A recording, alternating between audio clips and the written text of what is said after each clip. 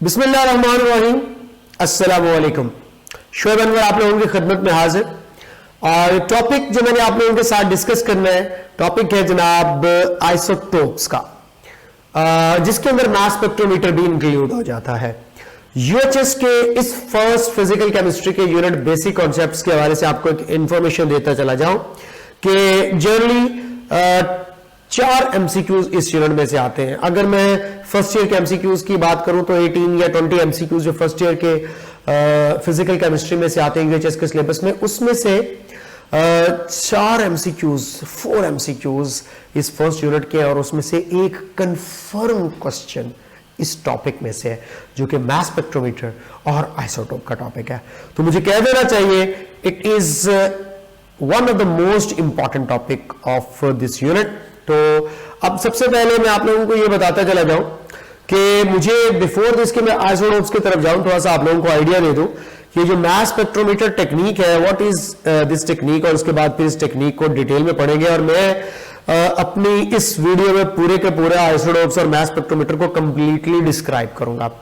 यानी कि ये टेक्निक अप्लाई करनी है determination of the relative atomic message of elements, जो कि मैंने अपने प्रीवियस लेक्चर में काफी डिटेल में रिलेटिव मैसेज आपको जो है वो डिस्कस करके बताई कि जब भी किसी भी एलिमेंट का मास डिस्कस किया जाता है तो 1/12 of the mass of one atom of carbon 12, इतना लंबा चौड़ा लिखने की बजाय उस 1/12 of the mass of the carbon 12 की बजाय AMU लिख दिया जाता है, जो कि एटॉमिक मास यूनिट, मास का यूनिट कहलाता है, जिसको रिलेटिव या कंपेयर करके निकाले जाने वाला मास कहते हैं। यहां पे क्योंकि आइसोटोप्स के अंदर हम लोग जब आइसोटोप्स का मास वगैरह फाइंड आउट करते हैं तो मास स्पेक्ट्रोमीटर के अंदर हम उनका कंपैरिजन भी कार्बन 12 के साथ करवाते हैं, जैसा कि आप लोगों ने अपनी टेक्स्ट बुक के अंदर भी ये चीज देखी थी। तो बच्चों, मास स्पेक्ट्रोमीटर एक ऐसा इंस्ट्रूमेंट है जो यूज किया जाता है मेजर करने के लिए एग्जैक्ट मैसेज। ये पहला एमसीक्यू बन सकता है कि what is the purpose of mass spectrometer? To measure exact message of different isotopes of an element. किसी भी एक एलिमेंट के डिफरेंट आइसोटोप्स का एग्जैक्ट मास पता चलाने के लिए ये मास स्पेक्ट्रोमीटर टेक्निक यूज की जाती है, और साथ ही में उनकी रिलेटिव अबंडेंस, तो ये मास स्पेक्ट्रोमीटर कहलाता है। एक मजेदार आपको बात बताऊं, मैंने अपने प्रीवियस लेक्चर में एक टर्म यूज की थी मास नंबर, अगर आपको याद हो तो, या जिसको मैंने न्यूक्लियॉन नंबर का नाम भी दिया था। तो मास नंबर या न्यूक्लियॉन नंबर क्या था? बेसिकली ये था number of protons plus neutrons. तो number of protons plus neutrons को हम लोग मास नंबर का नाम देते हैं। एंड एज यू नो कि ये मैंने बताया था always in whole numbers, always in whole numbers. तो मैं अपने स्टूडेंट्स को एक बड़ी मजेदार बात बताना चाह रहा हूं। कोई आपसे पूछे कि मास नंबर या nucleon number term specially introduce किसके लिए करवाई गई, स्पेशली यूज किस लिए की गई, तो आपका आंसर होगा ये टर्म स्पेशली यूज किसके लिए की गई है? आइसोटोप्स के लिए। अभी मैं आइसोटोप्स की जैसे डिटेल डिस्कस करता हूं तो आप लोगों को ये उसके अंदर बता दूंगा। तो मास स्पेक्ट्रोमीटर एक ऐसी टेक्निक है जो आइसोटोप्स की एग्जैक्ट मैसेज भी बताती है, क्योंकि ये रिलेटिव आइसोटोपिक मैसेज होंगे, कार्बन 12 के साथ कंपेयर करके निकाले जाएंगे, एंड ऑफ कोर्स साथ में उनकी रिलेटिव अबंडेंस भी पता चलेगी। प्रोसीडिंग टुवर्ड्स आइसोटोप्स, आइसोटोप्स के हवाले से जैसे मैं बात करूंगा, आपको पता है कि आइसोटोप्स जो है इनको एक नेम दिया जाता है सिस्टर एटम्स का। आइसोटोप्स को जो है वो एक स्पेशल नेम दिया जाता है सिस्टर एटम्स का। ये एंटी टेस्ट के हवाले से आप लोगों ने याद रख लेना है कि isotopes are also known as sister atoms. तो सिस्टर एटम्स का नाम भी दिया जाता है। सिस्टर क्यों कहा जा रहा है? रिस्पेक्ट की वजह से कहा जा रहा होगा, और मैं क्या कह सकता हूं। तो isotopes are also known as sister atoms. And my dear students, ये बात अच्छे तरीके से जहन में रख लीजिएगा कि आइसोटोप्स किसी भी एक एलिमेंट के डिफरेंट एटम्स को कहते हैं। सो दैट्स व्हाई इनके लिए टर्म यूज की जाती है सिस्टर एटम। जैसा कि आपको यहां पे दिख रहा होगा, atoms of same element that possesses same atomic number Z but different mass number A are called isotopes, and phenomena जो है वो कहलाता है आइसोटोपी।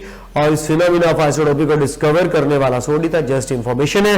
और आपको इतना क्लियर है, सोडी ने जॉन डाल्टन की एटॉमिक थ्योरी को फेल किया था। क्यों? जॉन डाल्टन क्या कहता है कि atoms of the same elements show same properties, लेकिन हम आइसोटोप्स की प्रॉपर्टीज अभी थोड़ी देर में पढ़ेंगे कि आइसोटोप्स में प्रॉपर्टीज सेम नहीं होती, कुछ प्रॉपर्टीज डिफरेंट होती है, कुछ प्रॉपर्टीज सेम होती है। तो सेम कौन सी है, डिफरेंट कौन सी है, वो भी पढ़ेंगे, उसमें से भी क्वेश्चन पेपर के अंदर पूछा जाता है। अभी मैं अपने प्यारे प्यारे स्टूडेंट्स को बताना चाह रहा हूं छोटी सी एग्जांपल आइसोटोप्स की, जिसमें प्रोडियम मौजूद है, जिसमें ड्यूटियम मौजूद है, जिसमें ट्रिटियम मौजूद है। अगर आप लोग मुलाहिजा फरमाएं तो इन सब के एटॉमिक नंबर Z देखें तो आपको 1 दिखेंगे, लेकिन आप लोग इनके जैसे मास नंबर A देखोगे तो ये आपको डिफरेंट मिलेंगे, 1, 2 एंड 3। तो ये रहे डिफरेंट मास नंबर्स आप लोगों के सामने। अब यहां पे आप लोगों को अगर मैं प्रोटॉन्स, इलेक्ट्रॉन्स और न्यूट्रॉन्स के हवाले से बात करूं तो आप लोगों को एक बात ज़हन में रख लेनी चाहिए कि इनके प्रोटॉन नंबर तो सबके डेफिनेटली सेम होंगे, 1 1 1। इलेक्ट्रॉन नंबर भी सबका सेम होगा क्योंकि न्यूट्रल एटम्स हैं। नंबर ऑफ न्यूट्रॉन डिफरेंट होंगे कि mass number A, atomic number Z को माइनस करके न्यूट्रॉन नंबर आता है। प्रोटियम में 0, ड्यूट्रियम में 1 और ट्रिटियम में 2। तो डेफिनेटली आइसोटोप्स में एक दूसरे से डिफरेंशिएट करने की एक मेन वजह बनेगी different number of neutrons. Mendeleev की एक मिसकंसेप्शन थी कि मेंडलीव समझता, क्योंकि मेंडलीव ने एलिमेंट्स को अपने पीरियोडिक टेबल में मैसेज की बेस पर अरेंज किया था। अब आइसोटोप्स के मैसेज डिफरेंट है तो मेंडलीव के मुताबिक आइसोटोप्स डिफरेंट होंगे। डिफरेंट एलिमेंट्स के हवाले से बात करें तो बिल्कुल गलत बात ही, एक ही एलिमेंट के आइसोटोप्स हमेशा same atomic number but different mass number के होते हैं। लेकिन मेंडलीव की मिसकंसेप्शन के मुताबिक आइसोटोप्स डिफरेंट एलिमेंट्स हैं। जी नहीं, आइसोटोप्स सेम एलिमेंट को कहते हैं, डिफरेंट एलिमेंट का नाम आइसोटोप्स नहीं है, क्योंकि एलिमेंट का आइडेंटिफाइंग क्राइटेरिया बाद में एटॉमिक नंबर बन गया, जो कि मोज़ले ने अपनी एक्स-रे स्टडीज के थ्रू फाइनलाइज किया था। बेटा जो पॉइंट मैंने आप लोगों के साथ आइसोटोप्स के हवाले से डिस्कस किया, यहाँ पे एक दो रटा बेस्ड चीजें चंद एक वो मैं आप लोगों के साथ डिस्कस करना चाहूंगा। एक छोटा सा टेबल है जो मैं यहाँ पे आप लोगों के साथ शो करना चाहूंगा, जिसमें आप लोगों को आइसोटोप से मिलती जुलती कुछ टर्म्स होंगी, उनके हवाले से याद रखना होगा। बेटा मैं आपको बता दूं, ये टेबल मैं एक्स्ट्राऑर्डिनरी डिटेल के साथ डिस्कस करूंगा यूनिट नंबर 3 एटॉमिक स्ट्रक्चर के अंदर, जहां पे हम लोग पढ़ेंगे इलेक्ट्रॉन, प्रोटॉन और न्यूट्रॉन को कैसे कैलकुलेट किया जाता है। बट यहां पे अभी इस फर्स्ट यूनिट के अंदर मैंने इस टेबल की आपको क्या डिटेल बतानी है, आइए जरा आप लोगों के साथ डिस्कस हो जाए।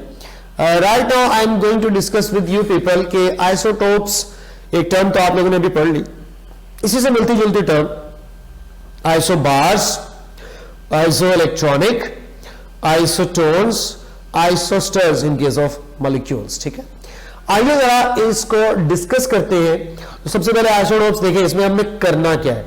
इसमें हमने प्रोटॉन नंबर के बारे में बात करनी कि प्रोटॉन नंबर आइसोटोप्स का सेम होता है या डिफरेंट होता है। न्यूट्रॉन नंबर, जिसको मैं n नंबर के साथ यहां पे शो कर रहा हूं, ये सेम होता है या डिफरेंट होता है।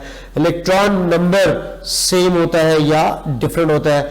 न्यूक्लियॉन नंबर या जिसको मास नंबर भी कहते हैं, ए के साथ रिप्रेजेंट किया जाता है, ये सेम होता है या डिफरेंट होता है। और उसके बाद आगे रही इसकी एग्जांपल्स, ये चीजें हम लोग डिटेल में पढ़ने जा रहे हैं।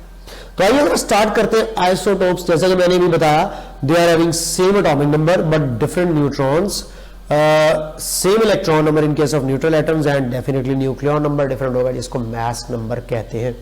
ये तो बात थी किसकी, आइसोटोप्स की। यानी कि मैं ये कहना चाहता हूं कि आइसोटोप्स को अगर मैं रिप्रेजेंट करूं तो ए इनका डिफरेंट लिखूंगा ऑफ कोर्स, और जी इनका क्या लिखूंगा, मैं सेम लिखूंगा। ये बात मैंने किसके लिखी, आइसोटोप्स के लिए। इसके साथ दूसरी टर्म जो आप लोगों को दिख रही है वो आइसोबार्स है। आइसोबार्स के बारे से बात करूं तो आइसोबार्स का प्रोटॉन नंबर डिफरेंट होता है। इसका मतलब तय कर लें, they will have different proton number and different neutron number as well. Proton number भी डिफरेंट होगा, न्यूट्रॉन नंबर भी डिफरेंट होगा, तो फिर सेम क्या होगा, सेम आपको सिर्फ और सिर्फ एक चीज मिलेगी और वो इनका न्यूक्लियॉन नंबर या मास नंबर होगा। यानी कि यूं कह देना चाहिए कि आइसोबार्स आइसोटोप्स के बिल्कुल ऑपोजिट होंगे। एटॉमिक नंबर में बेटे यहां पे डिफरेंट लिख रहा हूं, ए मास नंबर को क्या लिख रहा हूं, सेम। आम शब्दों में बात करूं तो आइसोटोप्स नीचे से एक जैसे होंगे और आइसोबार्स ऊपर से एक जैसे होंगे। आप इसको इस तरीके से with the help of technique जो है वो याद रख सकते। तो अब इनके इलेक्ट्रॉन नंबर भी डिफरेंट होंगे। एग्जांपल्स देखें, आइसोटोप्स की ऊपर लिखी हुई थी chlorine 35 and 37 with atomic number 17। यहां पे carbon C6 and 14, nitrogen 7 and 14 इस वक्त आप लोगों को दिख रहे हैं। अगर मैं इनके प्रोटॉन्स, इलेक्ट्रॉन्स और न्यूट्रॉन आप लोगों के साथ शेयर करूं और साथ ही इनका मास नंबर ए भी शेयर करूं, तो ये 4 चीजें हैं जो आप लोगों को यहां पे बतानी है। प्रोटॉन नंबर, एटॉमिक नंबर को देखकर पता चल रहा है कार्बन का 6, नाइट्रोजन का 7 ऑफ कोर्स डिफरेंट है। इलेक्ट्रॉन नंबर की बात करते हैं, जितने प्रोटॉन्स उतने ही इलेक्ट्रॉन्स, ये भी डिफरेंट है। तो ये प्रोटॉन नंबर डिफरेंट, ये इलेक्ट्रॉन नंबर डिफरेंट। अब न्यूट्रॉन नंबर की बात करते हैं तो 14 - 6 8, 14 - 6 8 आ गया और 14 - 7 जो है वो 7 आ गया। आपके सामने सिचुएशन क्लियर है कि they are having different neutron number. Now I am coming towards their mass number, यानी कि ऊपर से देखें तो of course they are having same mass number. तो ये रही बात regarding to the isobars. Further detail atomic structure में ये रहा आइसोइलेक्ट्रॉनिक। इनमें सिर्फ एक चीज हमारे पास सेम होगी और वो होगा इलेक्ट्रॉन नंबर। बाकी प्रोटॉन नंबर डेफिनेटली डिफरेंट होगा, न्यूट्रॉन नंबर सेम और डिफरेंट दोनों हो सकते हैं। ये सेम और डिफरेंट का क्या चक्कर है, मैं आपको एटॉमिक स्ट्रक्चर में ये कैलकुलेट करके बाकायदा बताऊंगा। एग्जांपल्स पे देखें, नाइट्रोजन का एटॉमिक नंबर 7, 3 इलेक्ट्रॉन्स गेन करने पर 10 इलेक्ट्रॉन्स। ऑक्सीजन का 8, 2 गेन करने पर 10 इलेक्ट्रॉन्स। सोडियम का 11, 1 लॉस्ट करने पर 10 इलेक्ट्रॉन। मैग्नीशियम का 12, 2 लॉस्ट करने पर 10 इलेक्ट्रॉन्स। इन चारों स्पीशीज में कितने इलेक्ट्रॉन्स हुए? 6 इलेक्ट्रॉन्स हुए। On the basis of these 6 electrons मुझे कह देना चाहिए they are isoelectronic species. Same इसी तरह आइसोटोन्स की बात करते हैं, इनके अंदर सिर्फ एक चीज सेम होगी और वो इनके नंबर ऑफ न्यूट्रॉन्स होंगे। बाकी proton number different, electron number different and nuclear number भी डिफरेंट। एग्जांपल आपके सामने, carbon C6 14 isotope and oxygen 8 16 isotope. आइए जरा यहां पे भी प्रोटॉन्स, इलेक्ट्रॉन्स, न्यूट्रॉन्स और मास नंबर की बात कर ली जाए। Proton number 6 and 8 different, 6 and 8 electron number भी डिफरेंट। न्यूट्रॉन नंबर की बात करते हैं, 14 इंटू 6 करें तो 8, यहां पे भी 16 इंटू 8, तो इसका मतलब इनका न्यूट्रॉन नंबर सेम हो गया।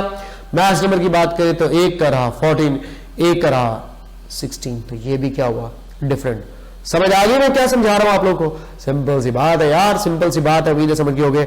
आइसोस्टर्स ओनली फॉर मॉलिक्यूल्स है और इनके अंदर सब कुछ सेम, सब कुछ सेम, ऊपर से लेकर नीचे तक सब कुछ सेम। ये आइसोस्टर्स है। इसमें देखिए proton number same, neutron number same, electron number same और न्यूट्रॉन नंबर सेम। तो बेटा ये मॉलिक्यूलर स्पीशीज पर एप्लीकेबल है। ये देखिए नीचे ये जो पेयर आपको नजर आ रहा है, ये आइसोस्टर्स नहीं है। ये मैंने इसी तरह की एग्जांपल आपको दी। अगर आप इसके प्रोटॉन कैलकुलेट करते हैं तो 8 2s are 16, इसके कैलकुलेट करते हैं 7 2s are 14 और ये 4 ऐड करें तो 18। इसका मतलब है इनके प्रोटॉन नंबर डिफरेंट हो गए, तो ये आइसोस्टर्स नहीं। आइसोस्टर में सब कुछ सेम होता है और आपकी टेक्स्ट बुक के अंदर भी ये क्वेश्चन नंबर 25 जो फर्स्ट चैप्टर का है उसके अंदर प्रूव दैट CO और N2 contain same number of fundamental particle, ये न्यूमेरिकल भी आता होता है शॉर्ट क्वेश्चन के अंदर। बट यहाँ पे इसकी कैलकुलेशन अभी मैं नहीं कर रहा, मैं इसको एटॉमिक स्ट्रक्चर के लिए आप लोगों के लिए छोड़ रहा हूँ, वहां पे इंशाल्लाह इसकी डिटेल आप लोगों के साथ डिस्कस करूंगा।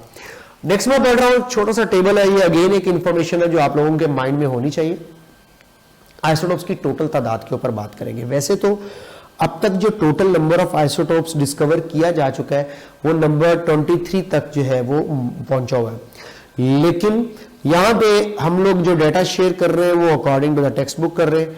तो मैं अगर टेक्स्ट बुक के मुताबिक बात करूं तो टेक्स्ट बुक कहती है कि नेचुरली अकरिंग टोटल 280 आइसोटोप्स हैं and out of these 280 240 are stable, mean to से नॉन रेडियो एक्टिव,